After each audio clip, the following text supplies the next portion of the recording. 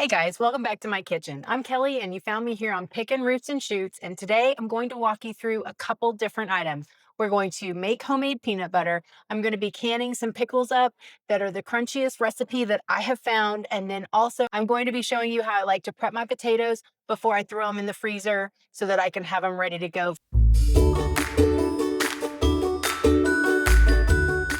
So today I'm going to be working on some of my kind of random food prep items in the kitchen. I have a ton of these Yukon Gold potatoes. I've actually canned about 45 or 50 pounds of these already. So we're getting ready. I'm clearing out the freezer. We've got a beef going in to process next week. And because I have so much room in the freezer right now, I will have plenty of room to put these out on individual trays and let them freeze separated. So I'm going to go ahead and wash, cut, blanch, and then freeze these. And then that way I can get them all compacted into baggies and put away. But right now it's kind of one of those only times where I have a lot of bearing shelves in the refrigerator or the freezer. So first, I'm just going to wash them all.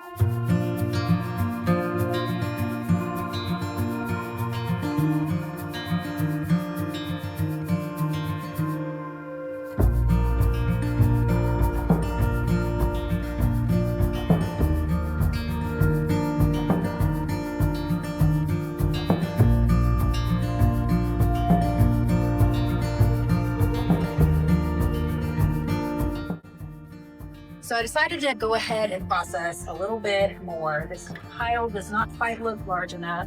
So I'm going to add an extra 10 pounds. So this is going to make it about 30 pounds or maybe 35 pounds. I had a 50-pound order come in last week, so I have plenty of potatoes to process. So we're just going to add it to the pot. And I'm not going to peel the potatoes, but any of these that are kind of damaged like that, I'm probably going to cut that part off. But since I'm freezing these, I don't have to worry about it as much as if we were canning them. Okay, and I generally like to just grab a big fat bath towels so I don't have to worry about it being absorbent enough. And then we'll just start prepping our food. Um, this is just a French chef knife. It's actually probably one of my most favorite knives. Oh, where's my paring knife?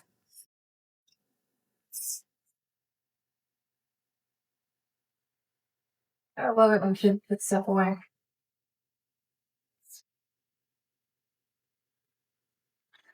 Use off-brand paring knife. I want to make sure that I'm getting all of these little segments off. Yeah, see, that's gone into the flesh of the potato. And maybe this one would be better for just fresh eating, but go ahead and get that off. Other thing might be okay is my peeler. I feel like this is bigger than that. This is going to be an ugly potato.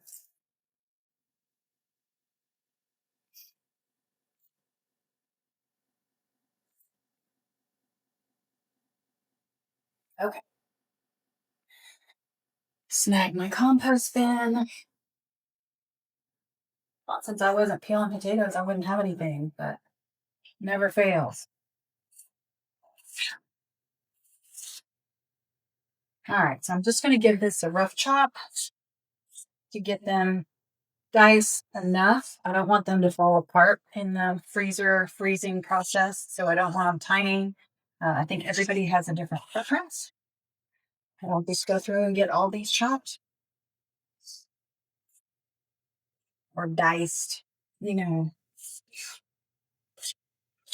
And I know this is a really big knife for all this, but this is, again, this is my favorite knife.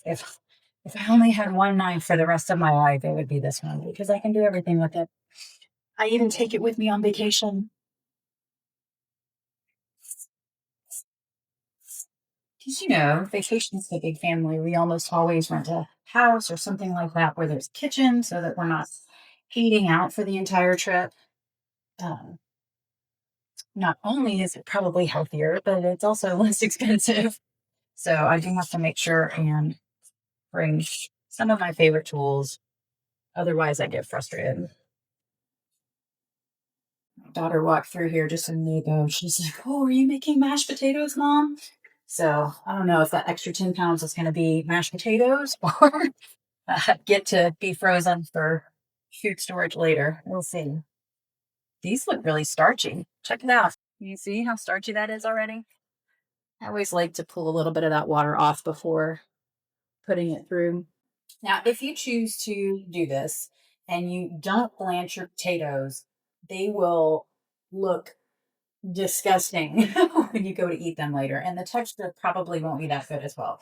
So, this is definitely a step that you don't want to skip. I find sometimes with freezing green beans, I can skip this step, but not broccoli. Definitely blanching is the way to go if you want to preserve the texture and the integrity of the food if you're going to be freezing.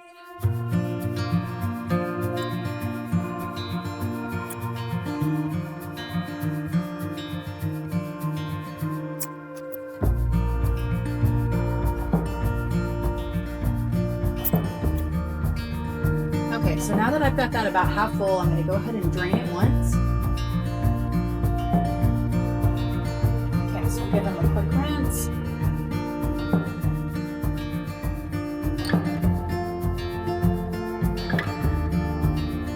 I'm really liking these square containers in my fridge if I'm not going to get to the food right away.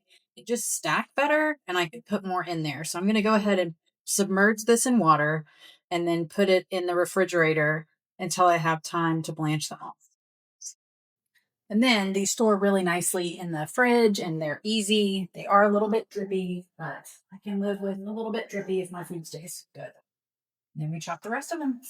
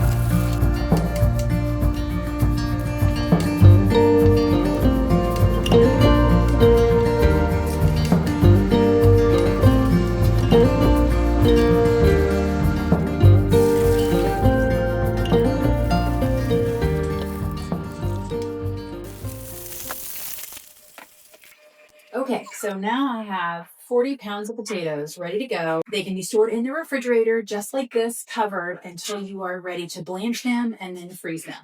So I will probably do these in batches. Well, I have a lot of freezer room right now, like big flat cookie sheet size. Maybe I'm only going to have about 4 sheets that I can put in at a time. So I will go ahead and store the rest of these in the fridge and they can kind of wait their turn to get blanched and then frozen.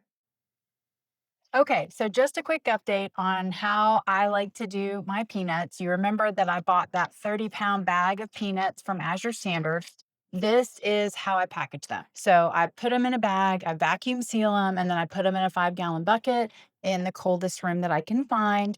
And then as I need them, I pull them out and I use them. So today I'm going to be making peanut butter, and I thought I would show you how I do it. It's really pretty fast and simple. Honestly, the worst part is the cleanup. If you have a high powered blender, you should be able to do this. I've had this Vitamix forever, um, like 15 years, I think. And we bought it refurbished. So this is an older one. Generally, they are very long lived and high powered, and ours has been exactly that. Typically, I would make this in a newer style Vitamix. I would not add any additional oil, but mine kind of struggles. And so, in lieu of buying a brand new mixer, I usually do about 4 cups of peanuts and then I add a little bit of olive oil just to kind of keep it moist enough that it keeps moving.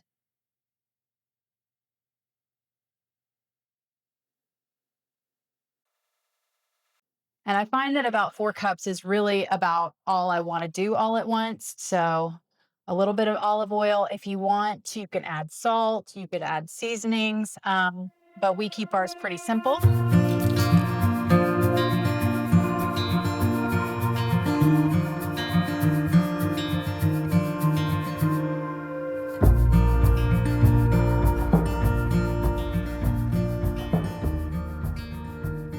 And there you have it. You're done. Now, the worst part gets started. It's getting it out of the mixer. And I generally like to use my canning jars for this. Sometimes at the end of the season, when I am all out of canning jars, they're all full of food in the basement, then I will use other leftover jars that aren't safe for canning because that's kind of how it works at the end of summer. But right now, I happen to have some pint jars that I can use. And then after I make peanut butter, every time I go ahead and make a smoothie for the kids, usually a peanut butter banana smoothie. And then that helps kind of rinse out anything that's left in the mixer. I love peanut butter, but I sure do hate cleaning it up. And you can leave it as chunky as you want it or mix it really, really smooth. And I probably should just invest in a newer Vitamix, but it's hard when you have a workaround that is acceptable to everybody. My kids love it. They go through it fast and they don't seem to mind the little bit of olive oil I add to it.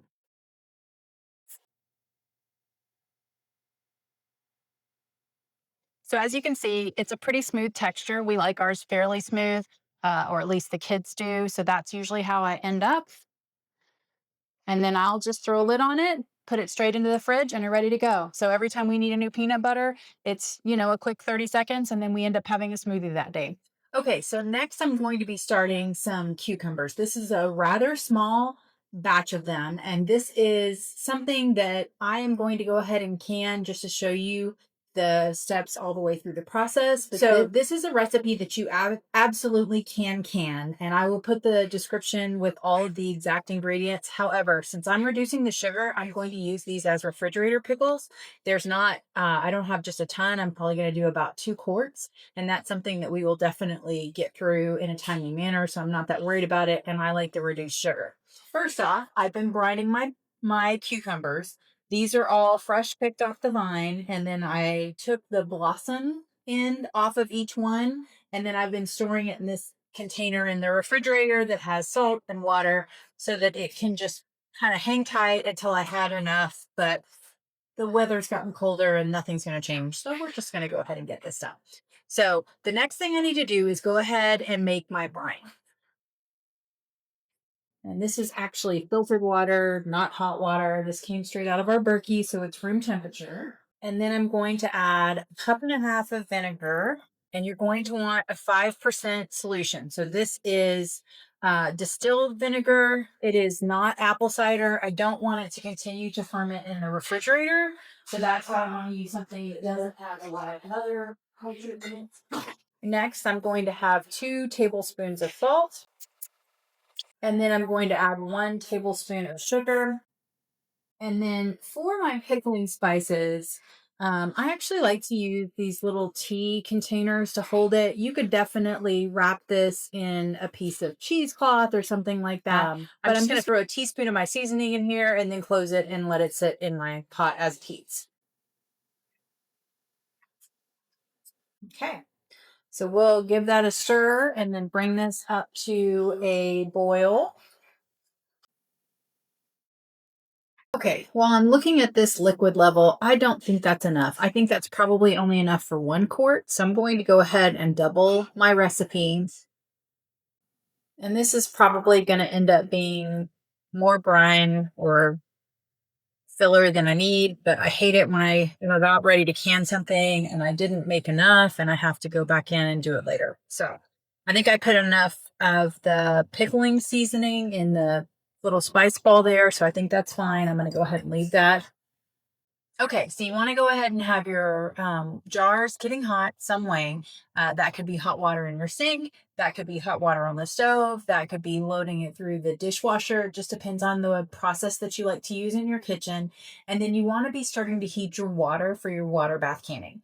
Again, I'm going to use a water bath canner and show you how you can seal the lids, but that's only if you're using 100% of the sugar, and I'm using about 50% of the sugar, so mine are going to be refrigerator pickles. Everything about canning is kind of methodical, and they've done a lot of testing, and everybody has a different opinion. Either you are only going to do the tried and true recipes that are on the National Canner site, or maybe you have a grandmother's recipe that you are going to continue to use no matter what anybody says. I'm not trying to convince you to break any of the rules. You decide what works for you, do your research. So we're just going to let those start to heat up. We're going to get our jars ready. Again, I probably only have about 2 quarts in this batch, but I'm going to get to try out my new canner, so I can't wait to show you guys. Okay, so while that's coming up to a boil, I'm going to go ahead and fill my jars. The good news is we can always pivot and make it work. Now, these are a little bit bigger than I really wanted, but we're at the end of the season. I don't have that many options left on cucumbers, so we're just going to make this work. And if I go ahead and make them into spears, then far more of them will fit in my jar. Again, I would really like to see a lot less seeding than this, and that's why it's going to be a really great refrigerator pickle. Because if this sat on my shelf for a while, it would just turn gooey. And I really like how crispy these pickles are typically. If you've got something a little bit smaller like this guy, it's usually pretty good, but these are end of the season, and I feel like at the end of the season, we always have a lot more seeds than early on.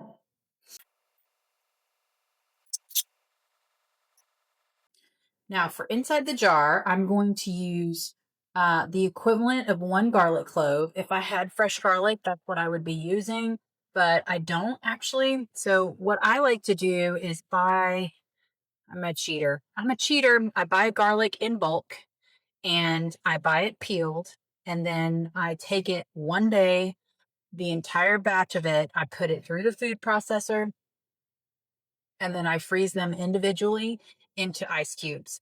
And then when I'm ready, I can take that one ice cube out. I can cut that into multiple pieces. So I'll have a little bit for each jar. It just works better for me to do all my prep at once. And that way I'm not trying to peel garlic today.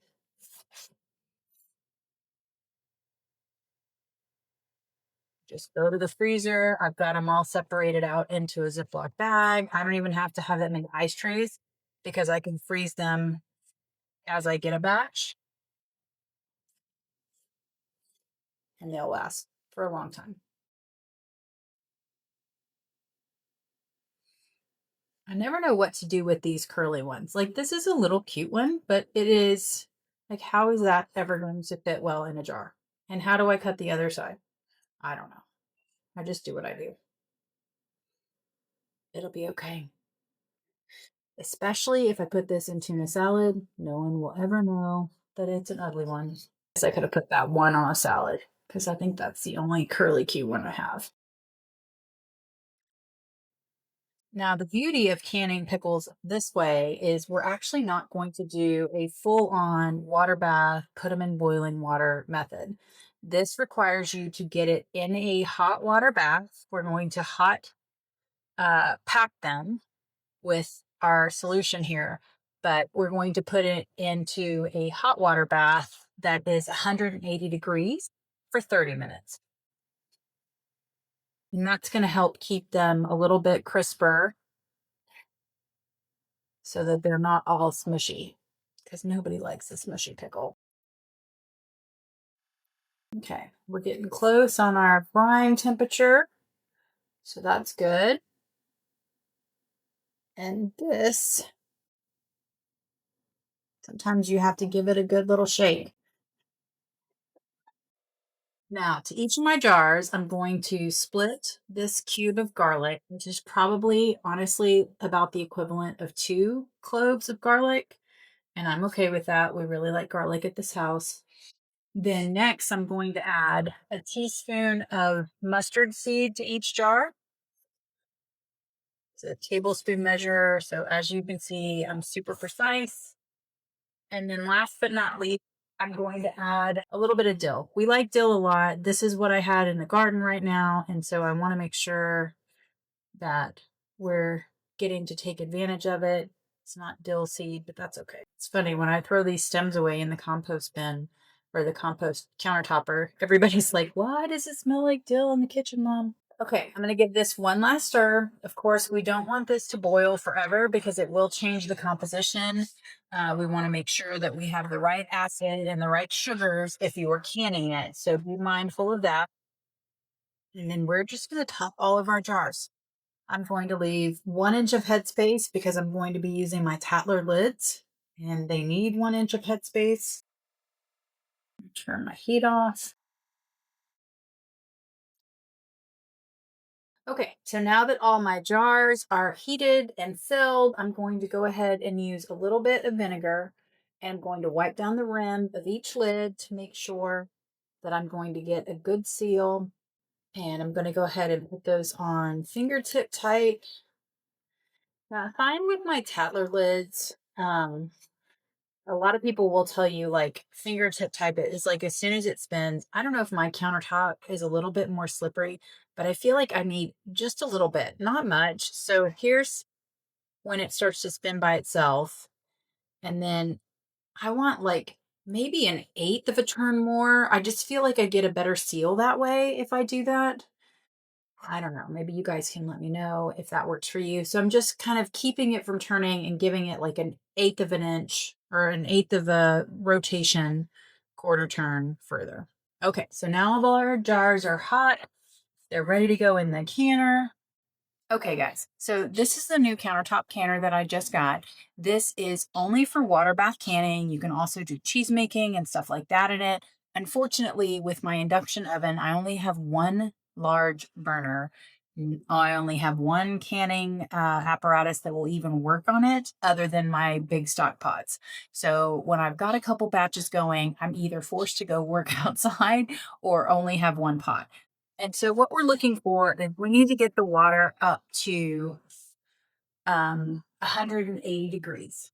And that may take a minute, and that's okay. So first I'm going to carefully add my jars, make sure my water level is good, maybe a little bit low.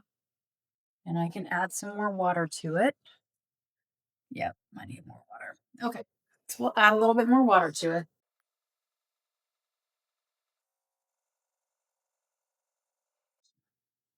Okay, so now my water level is up above the level of my jars, and I'm going to let this come up to temperature. I bumped up the heat, so I'm looking for this to get to 180, and then I'm going to set my timer for 30 minutes.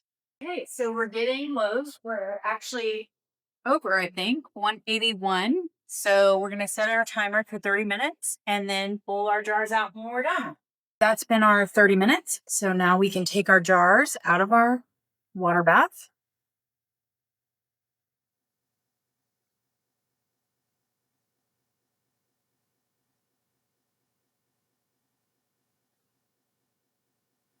And these Tatler lids are reusable. I know a lot of people use the one-time use ball canning jar lids or whatever brand.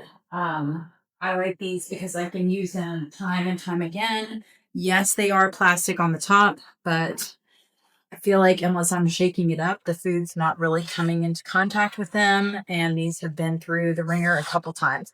I do like to give them a little bit of a twist when I first get them out of the canner. I know that's not recommended for regular lids, so don't do that with your regular lids. And then I always, it's just a force of habit. I just cover them and let them come back up to temperature slowly. And there you can see our lovely pickles are finished. So I just wanted to walk you through some of the things that I kind of do. I know I get these big orders from Azure, and I do like to show you guys every month or every couple of weeks what it is I'm doing in the kitchen and how I like to prepare those foods so that they can be shelf stable enough for what I need them to do right now. So I hope you've enjoyed this week's recordings. If you do like to watch these tutorials or any of my other videos, please do hit that like and subscribe button. It does help me out a ton. And until then, I will see you guys next time.